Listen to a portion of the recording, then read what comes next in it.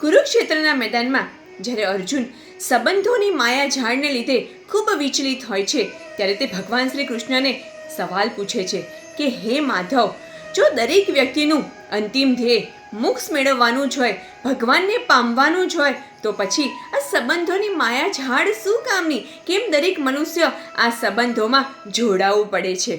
ત્યારે ભગવાન શ્રી કૃષ્ણ ખૂબ સુંદર જવાબ આપે છે. ભગવાન શ્રી કૃષ્ણ કહે છે કે હે પાર્થ, જે પણ મનુષ્ય આ પૃથ્વી પર આવે છે ને તે દરેક કંઈક ને કંઈક કાર્ય અર્થે ભગવાન તેમને મોકલે છે, અને આ કાર્ય પૂરું કર્યા વગર જો તે સંન્યાસ પણ લઈ લે ને તો તેને ભગવાન નથી મળતા.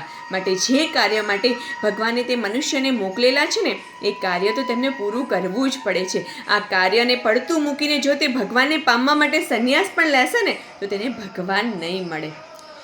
ભગવાન શ્રી રામ જ્યારે અવતાર લઈને આ ધરતી પર આવ્યા ત્યારે મહાદેવ તેમને ખૂબ સુંદર પ્રશ્ન પૂછે છે.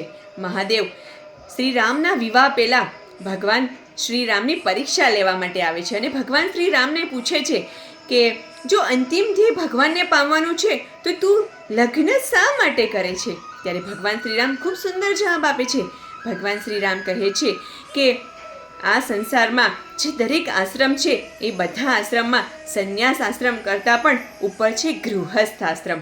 માટે ગૃહસ્થ આશ્રમને સૌથી બેસ્ટ આશ્રમ ગણવામાં આવ્યો છે, અને માટે જ સંસારિક જવાબદારીને નિભાવવી એ આપણું સૌથી પહેલું કર્તવ્ય છે.